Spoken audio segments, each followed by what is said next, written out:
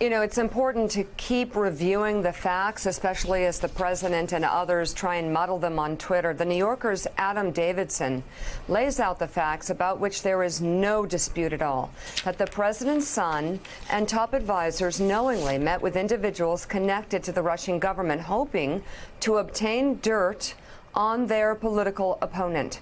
That document, stolen from the Democratic National Committee and members of the Clinton campaign, were later used in an overt effort to sway the election. These are facts. That when the Trump Tower meeting was uncovered, the president instructed his son and staff to lie about the meeting and told them precisely which lies to use, and that the president is attempting to end the investigation into this meeting and other instances of attempted collusion between his campaign staff and representatives of the Russian government. And Joe, the president all along saying no collusion, no collusion. Yeah, well, I mean, that means nothing. He might as well be saying no wiffle ball tournaments in the backyard. I mean, if there's conspiracy, that's a crime. If there's a conspiracy to get information from a foreign national, anything of worth, that's a crime. Mike Barnicle, he can run around saying no collusion all he wants. Maybe it's a conspiracy, again, to collude with a foreign national to get something, anything of value. That's a crime. But again, in this case, as we said about Watergate, as everybody says about, it seems, every political scandal, at the end of the day, it may not be the crime, it may be the cover-up to the crime that does the most damage. And we have all of this in broad daylight. Donald Trump has been lying through his teeth about everything, but about this meeting specifically from the very beginning. Yeah. Well, Joe, that's the point, the principal point of danger for Mr. Trump right now. Post-meeting. What happened after post-meeting? And we know for a fact, F-A-C-T, fact, that he sat on Air Force One and helped prepare a false statement. And Richard, this just further enmeshes him into not collusion, but a conspiracy. Yeah, because again, hearkening back to Watergate, it's both what you do and then what you do about what you did. So now we have the pretty clear evidence that this meeting took place, and when you read the law, it never says that money has to change hands. It could be a contribution of any sort. So you've got the meeting, and then you've got now the attempt to essentially hide what actually the purpose of the meeting and what happened at the meeting. So you've got it coming and going. And I think we've actually entered now a very different realm, because we're no longer speculating. Now we actually have people essentially admitting what happened. President. The people, yeah, the people being in this case the President of the United States, in word on Twitter, admitting what happened. And Richard brings up a great point. Mika, it doesn't have to be cash. There doesn't have to be an exchange of cash for something of value. Whenever somebody would do a fish fry for me in Northwest Florida, I had to write down how much everything was worth. Napkins, cups, fish, everything. Barbecue, it's the same thing. Anything of value, that's called an in-kind contribution, and the law has always looked at that just as seriously as they've looked at, at money exchanging hands. And in this case, getting this kind of dirt, attempting to get this type of dirt and to coordinate the release of that dirt against an opponent, boy, that's worth a couple of fish. That's worth a ton of money.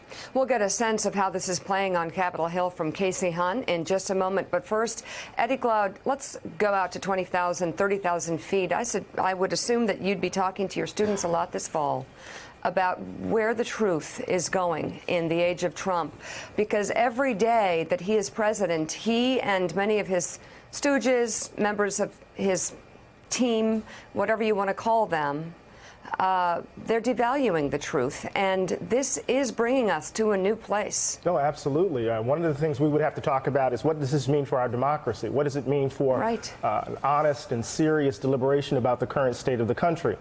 In some ways, we've talked about Trump's behavior as eroding the power of the office of the presidency. but it cuts even deeper than just simply the symbolic significance of that office. It cuts to the heart of who we take ourselves to be as a democratic society.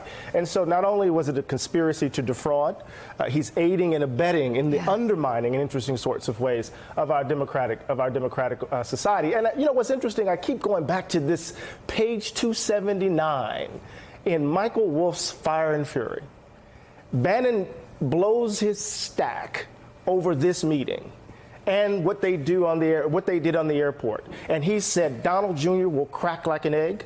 Michael Cohen will crack like an egg. Bannon said way back when, as much as we might think about that book, whatever we think about that book, Bannon expressly said that this would be the problem, this meeting right here.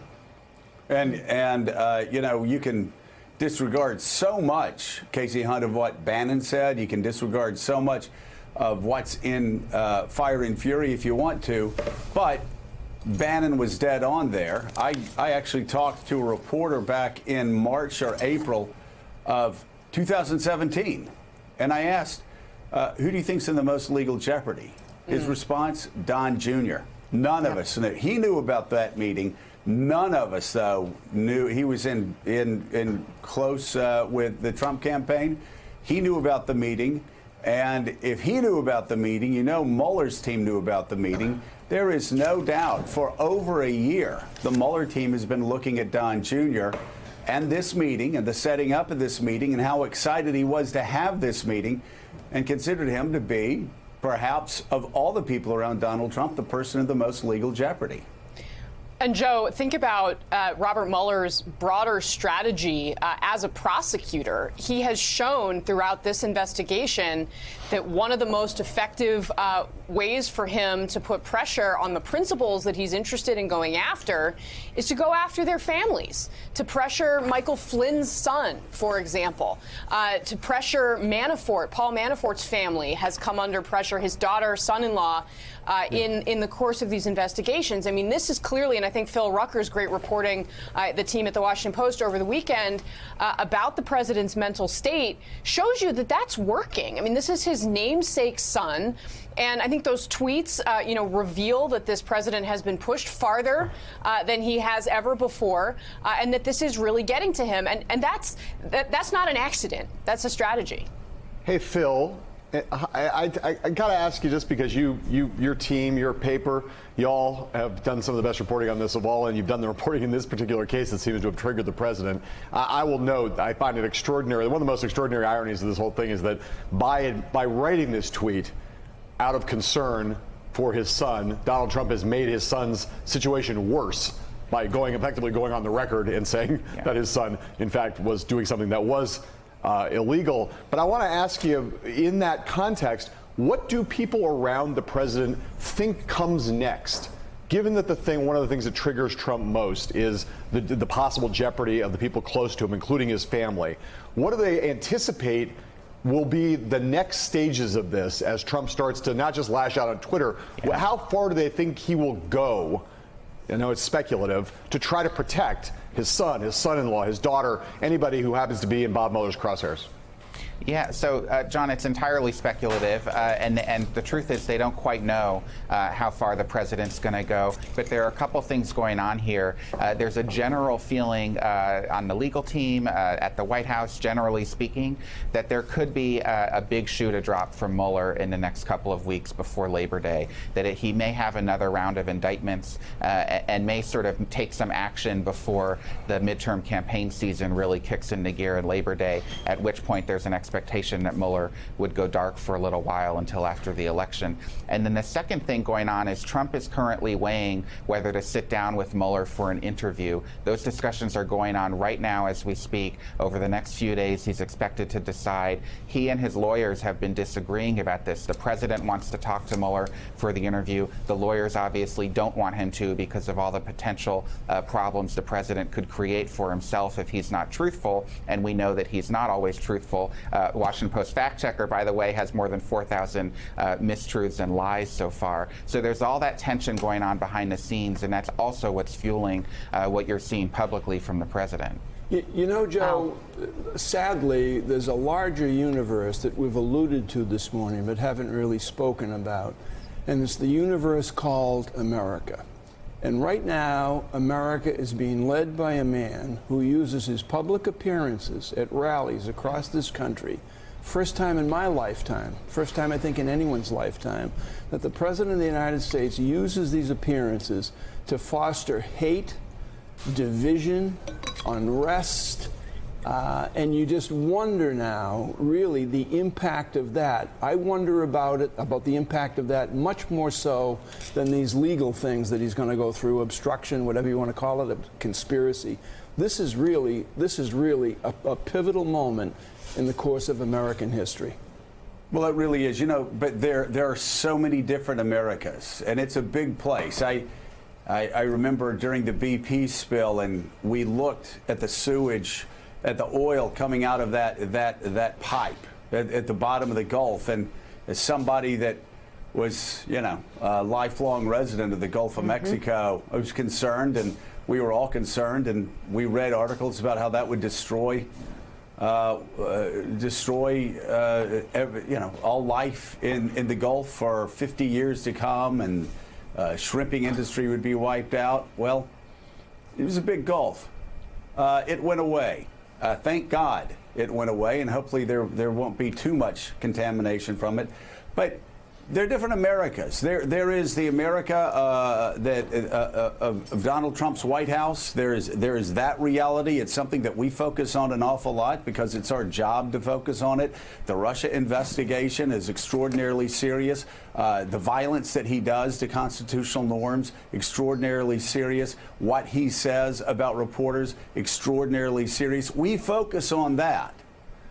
Most of Americans aren't focusing on that right now. They are still focusing on their job, their paycheck every 2 weeks, how their small business is doing. Are they going to be able to comfortably afford to send their kids back to school in the fall? Are they going to be able to afford to get a new car? By that standard, I'll tell you right now, a lot of America is thinking things are going pretty well, and no, I'm not going to be watching Donald Trump tonight at a rally. I'm going to watch The Office again. I'm going to watch reruns of Modern Family.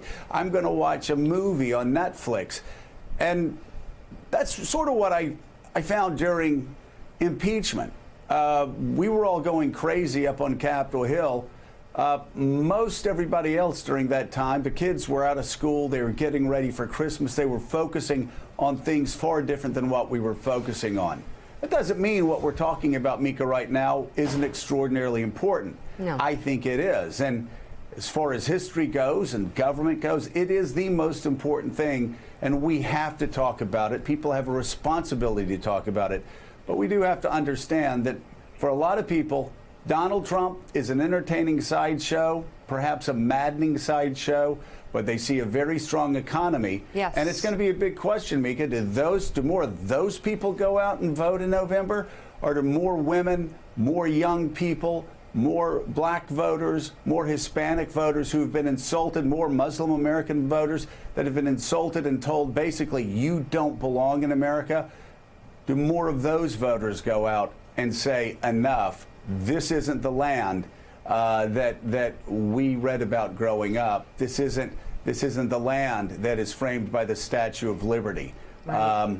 So we'll see. But there is no doubt right now it's a little complicated out there, and either party could win going into the fall elections. A lot of folks are busy with their jobs. Our jobs are to ask the questions, which we will continue to do. And Philip Rucker, we thank you. Well, you know, Mika, also, reporting. You know what our jobs are too?